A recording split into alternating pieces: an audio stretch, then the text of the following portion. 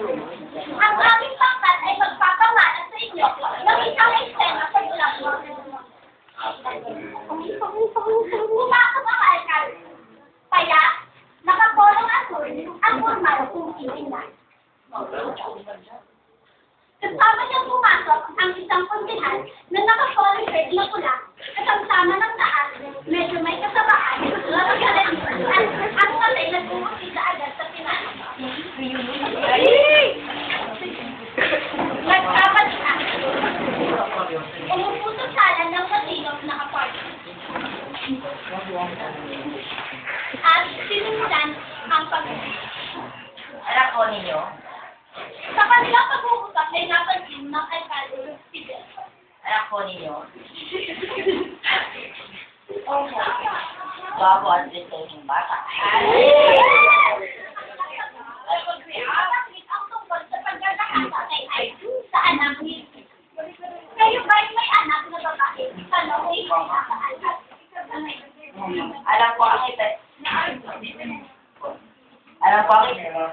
Alam ko ang itatanong ninyo, Mrs. Mayoon, tato. Paano kung isa sa kanila ginawa iyon? Paano kung pinapamama ninyong tatlong iyan ay ginawa ng aking anak? Natural namang mararamdaman ko ang katulad ng nararamdaman ninyo ngayon, Mrs. Hindi ko tinatanong kung ano nararamdaman ninyo. Ano ang gagawin ninyo? Inay! Inay! Nanahimik ba kayo? Magdidemanda ba kayo? Ano ang gagawin ninyo? Sabagay, sino ka ba na ba yung matapang? Sabagay, hindi ka ba naman matapang na nangyayari na kayo. Pero, halimbawang kayo na nakakailan. Sa ganitong anggulo natin, tina. Mrs. Narito na rin lang tayo. Malinaw kung nakikita ang inyong ngayon kauumpisa pa lang ng kaso. Kung inyong itutuloy talaga ang demanda, ang kauna-unahang gagawin upang mapatunayan na nakasama na nyo, ay ang ipa-examine siya. Hindi ninyo maiaalis sa abogado ng kabila na gawin niya ang ipa-examine siya. Kawawain ng inyong anak, Miss.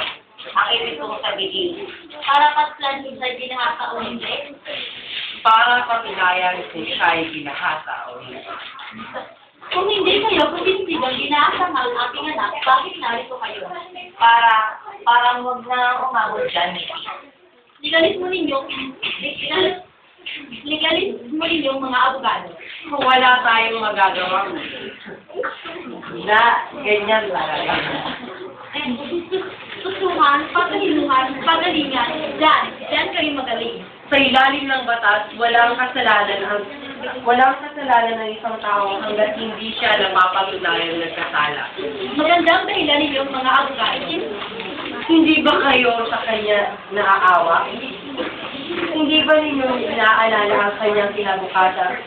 Sa kasalukuyan, hindi pa masyadong pulgar ang nangyari. Pero, Mababang din ang anak ng mayor. Ang kumahasa sa kanya. Hindi kayo practical, Miss. Anong hindi practical? halimbawa nga mapatunayang nagkasala ang anak ni Mayor. Halimbawa lamang iyan. Halimbawa nang napatunayang nagkasala sila. At ewan ko kung kailan. Siguro tayo na rin mismo ang mainit. Ano naman ang iyong makukuha? Justisya. Justisya? Ang tingin ninyo ang panig ng inyong anak. Iyan ang isipin ninyo. Halos 12 taon mo pinalagaan, kung maaari ipakasama-tago mo, pinapahingatan mo, at pagkatapos, nag-aabang lamang ng bus, mauwi galing sa eskwelahan, ay bigyan na lang aagawin ng inyong anak, dadalhin sa motel, sasaktan doon, paglalaruan, pag-aaliwan, isasakay sa taxi, pauuwiin, halos hindi makagalupay, at sa pagkaraan niyan, papal ko kayo sa akin sasabihin maging praktikal. Nariyan na tayo, Mrs. Nariyan na tayo. Hindi ba ba ang puti ng anak ko? Makakalis na kayo. Hindi ko yun ang demanda. Kung sa inyo sinasabi ninyong huwes, sasabihin ko sa aming abogado, pilinging malipas-lipas muna. Hindi rin ganyan lamang iyan, Mrs. Saan at kanino ililipat? Dito rin. Ngayon, sino sa mga uwis ito ang kaalyado ni Mayor? Kung nakapag-mayor siya ng 12 taon, malamang pang maging 16. Kayo ang mga hari dito. Hindi siya ganoong napakahinat para hindi maalis ang sino mang kalaban niyang huwes. Ayaw ko sanang sabihin ito, pero alam ninyong politiko rin ang nakapaglalagay sa mga huwes. Sino ngayon ang nakapag-huwes na hindi lumalapit sa politiko? Nasaan naman ang mga naging huwes dito na hindi naging kaalyado ni Mayor? Yung isa nasa Palawan. Yung isa naman ay nasa Mindoro. Lululog kayo sa itaas? Sino ang nasa itaas? Politiko. Ilang boto ang maaaring ibigay sa kanya ni Mayor? Makikisama rin sila. Ano ba yung masasamang politiko?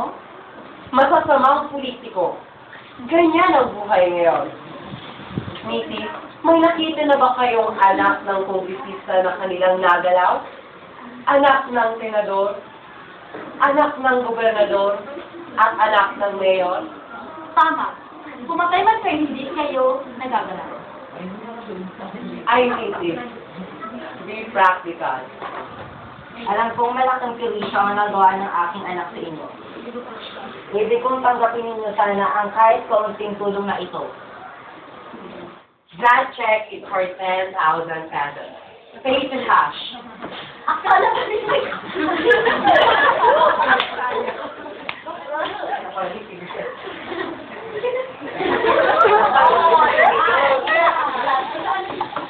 That check is for 10,000 pesos. Pay to cash. Be practical. Akala ba nila ikaw? Layas! Layas! Mrs., dinadaan ko kayo sa pag-uusapan pero gusto ninyo magdadeboyohan.